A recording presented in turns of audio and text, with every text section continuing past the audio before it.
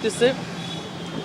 ফলে অবশ্যই ভারত সরকারকে আমাদের এখানে যারা ভারতীয় দূতাবাস আছে তাদেরকে অ্যাকাউন্টেবল করতে হবে। সরকারের পক্ষ থেকে তাদেরকে ডেকে বলতে হবে যে সেখানে একজন মৃত্যুদণ্ডপ্রাপ্ত গণহত্যাকারীকে ভারত সরকার আশ্রয় দিয়ে অলরেডি তারা একটা নৈতিক অপরাধ করেছে।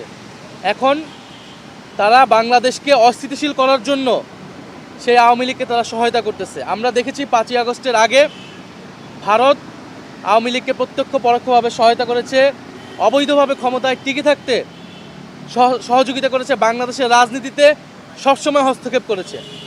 ভারত সরকারকে আমরা বলেছি যে বাংলাদেশের সাথে সম্পর্ক রাখতে হলে এই ধরনের হস্তক্ষেপ বন্ধ করতে হবে, কিন্তু আমরা দেখে যাচ্ছি এখনও ভারত সেই হস্তক্ষেপ চালিয়ে যাচ্ছে।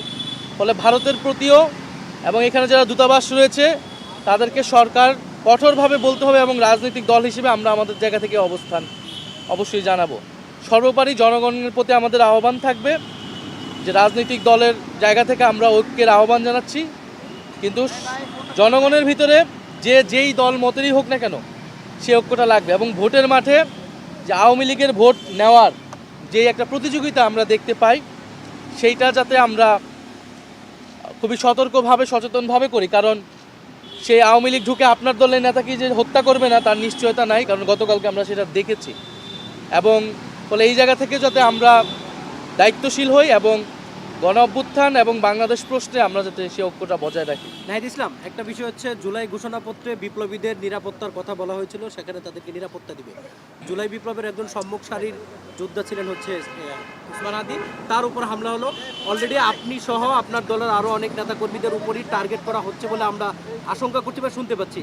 এই জায়গায় বিপ্লবীদের পক্ষ থেকে আপনারা হচ্ছে কোনো নিরাপত্তা চেয়েছেন কিনা, সরকার কেন তাদেরকে নিরাপত্তা দিতে পারলো না, আপনারা এই বিষয়টি প্রধান উপদেষ্টার কাছে জানতে চেয়েছিলেন, কি দেখেন, ওনারা বলেছেন যে আমাদের নিরাপত্তা যদি লাগে, আমরা বলেছি আমাদের কোনো অতিরিক্ত নিরাপত্তার প্রয়োজন নাই, আমরা এটা নিবও না। একটা রাজনীতি যেহেতু দায়িত্বে আছি সেই জায়গা থেকে সবাই যেটা পায় সেতটুকুই হতে পারে।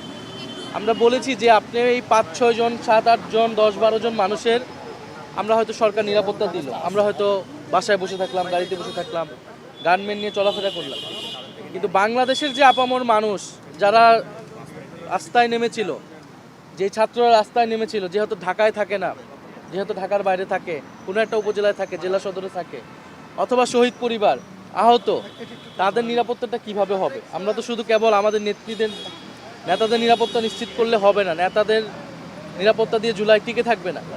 ফলে সামগ্রিকভাবে সমাজ থেকে, রাজনীতি থেকে যদি আওয়ামী লীগের প্রশ্নে সুরাহা আমরা করতে না পারি, আওয়ামী লীগের বিরুদ্ধে, ফ্যাসিবাদীদের বিরুদ্ধে আমরা যদি গণপ্রতিরোধ বজায় রাখতে না পারি, তাহলে আসলে আমাদের কোনো নিরাপত্তা নাই। জনগণই আমাদের নিরাপত্তা, আমরা সেই জনগণের কাছেই আমাদের নিরাপত্তা নিতে হবে এবং ফলে রাজনৈতিক দায়িত্বটা আমাদের পালন করতে হবে। সরকার অবশ্যই প্রশাসনের বিভিন্ন জায়গায় আওয়ামী লীগের লোকেরা আছে, পুলিশের বিভিন্ন জায়গায় আছে এবং মিডিয়া থেকে শুরু করে নানান ছদ্মবেশে যে আওয়ামী লীগ আসছে, সরকারকে এদের বিরুদ্ধে কঠোর হতে হবে।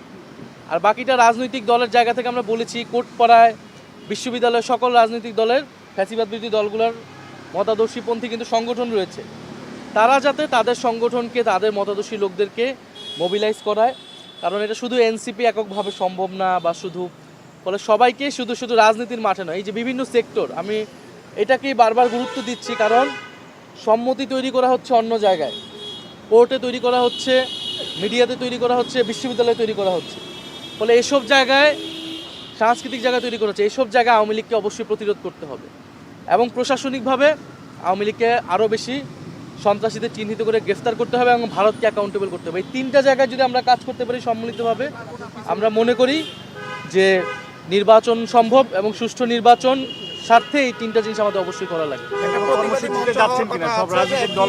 আপনার একটা প্রতিরোধের একটা মঞ্চের ডাক দেওয়া হয়েছে সবার পক্ষ থেকে, সেখানে আসলে সেটি কবে, এরকম কোনো সিদ্ধান্ত হয়েছে কিনা?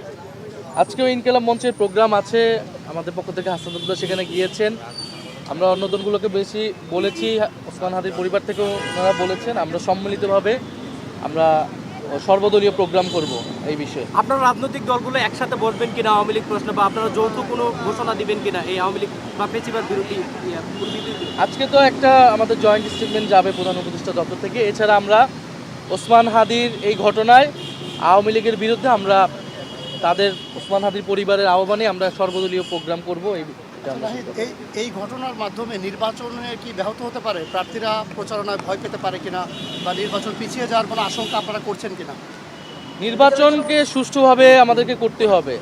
পতিত শক্তিরা চাচ্ছেই যে নির্বাচন যাতে পিছিয়ে যায়, নির্বাচন আমরা করতে না পারি, বাংলাদেশ রাষ্ট্রকে এমনভাবে দেখাতে যে তারা নির্বাচন করার জন্য সক্ষম নয়, কিন্তু আমরা তো সেটা হতে দেব না। ফলে আমরা মনে করি পরিবেশ আমাদের সকলকে দায়িত্ব নিয়ে এই পরিবেশ ফিরিয়ে আনতে হবে এবং সকলেই দায়িত্বশীল আচরণ করতে হবে। ধন্যবাদ।